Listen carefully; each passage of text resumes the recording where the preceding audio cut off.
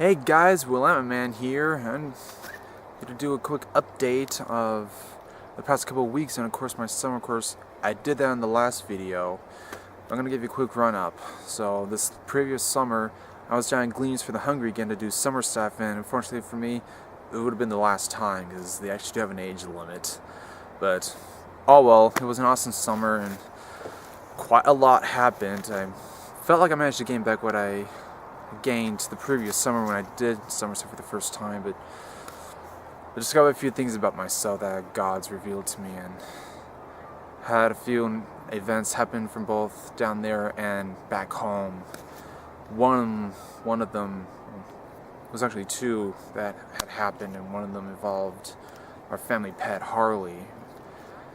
Unfortunately, while I was gone, he was put down around the end of August, and to me that was a hard thing for me to go through.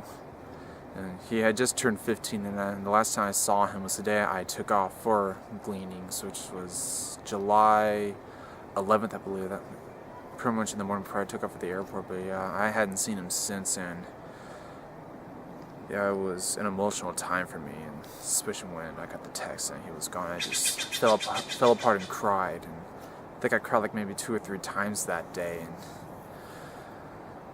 And yeah, it was a dramatic event. It was quite dramatic for me. And he was 15 years old. We had him for that long. We got him just before I went into the 5th grade. The 5th grade, which is nuts to me.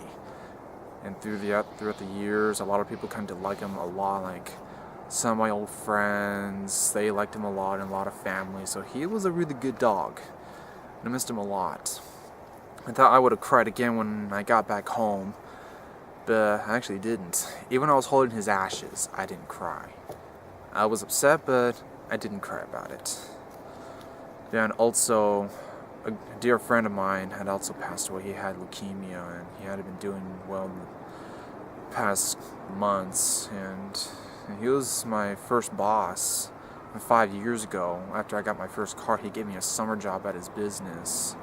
His name is Dave Grigg, and he was a pretty neat guy. I mean, yeah, I wish I could have seen him when I got back, but he passed away before I got home. But I'll get to see him again when I go home to heaven, so I can wait. But yeah, that was pretty much my whole summer, and yeah, and now I'm here at YM Salem to answer a calling that God gave to me well over a year ago, and that's to do a DTS. And if you watched my previous video, it's disciplement training school or whatever. And God told me to do it over a year ago, and I'm finally here in these past 2 weeks since I've been here, 2.5. The other 2 weeks during the first 2 lectures has been quite mind-blowing, life-changing. The first week, listening to the voice of God, and this was no coincidence to me. I mean, I don't even believe in coincidences anymore. I don't think I have anyways, but it was quite amazing. I mean, learned so much, and yeah, it was just amazing. And actually, one of my struggles I had during that time was listening God through other people, and it happened to me twice it happened, and it was just mind-blowing. And this last week we did on biblical foundations, and I'm not much of a history person. I mean, I think I've read all of the New Testament, but not the Old Testament. I know the two differences is Old Testament is history, New Testament is life lessons, and I think I read all of it.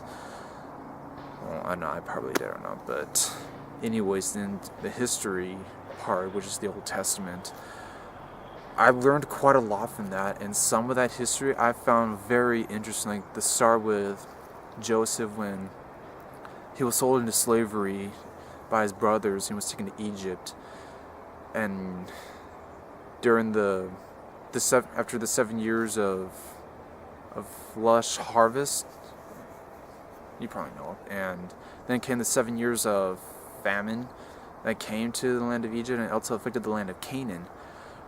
So Joseph brought his whole family over from the land of Canaan to Egypt, and I can't remember how many hundreds of years later the Hebrews became the slaves, and then Moses delivered them out of Egypt, out of slavery, but they had to wait another 40 years, and then they finally returned to the land of Canaan.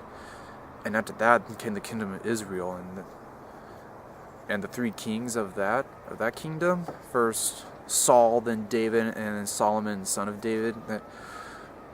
Just that rich culture and that rich history just blew my mind away. I just kind of want to go to Israel now. It's on my bucket list, which is just mind blowing. So, and that was this last weekend. This week is, I can't exactly remember the topic, but I'll probably go more into detail at the end of this week.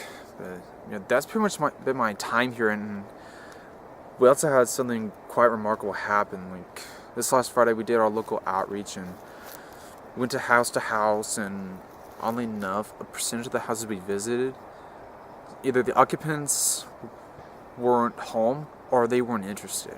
But we prayed for two people.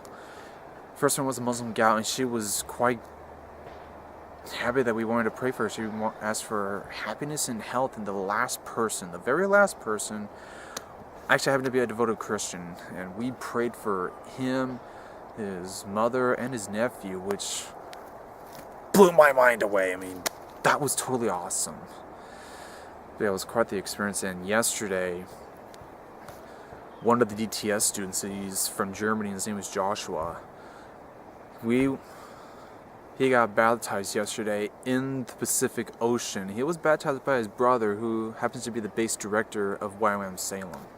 So I actually got it all on video, and granted, I can figure out how to do the links, click on it, and just watch the whole miracle happen. In fact, I did a long blog. It's probably going to be like 3 parts. And it was just exploring the beach of Pacific City, which we did the baptism at. And we even prayed for a gal, too, who knows, we were having communion, and then we did the baptism, which was totally amazing. But also, did quite a lot of, like I said, I did a lot of exploring. There was a big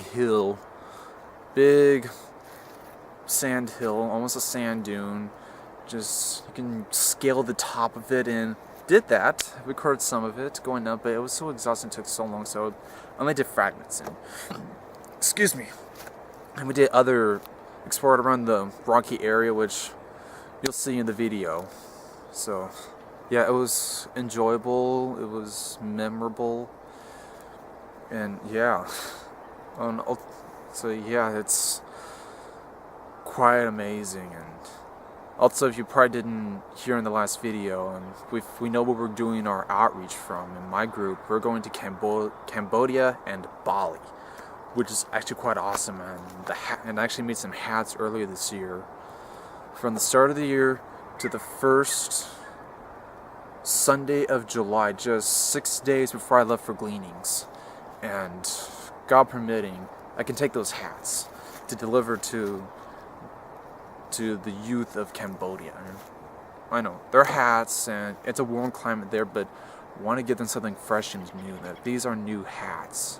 They've never been worn, they're still clean, and they're still new and fresh, and I wanted to give these kids something new that they probably never got. They probably gotten used stuff, so giving them something new, yeah, it would be quite amazing for them. So I think that about covers it, and for the next coming weeks, I'll be doing weekend blogs when I make the time to do it, which I see no reason why not. But, yeah, so tune in to more video blogs and the lessons that I've been learning throughout each lecture week, so tune in.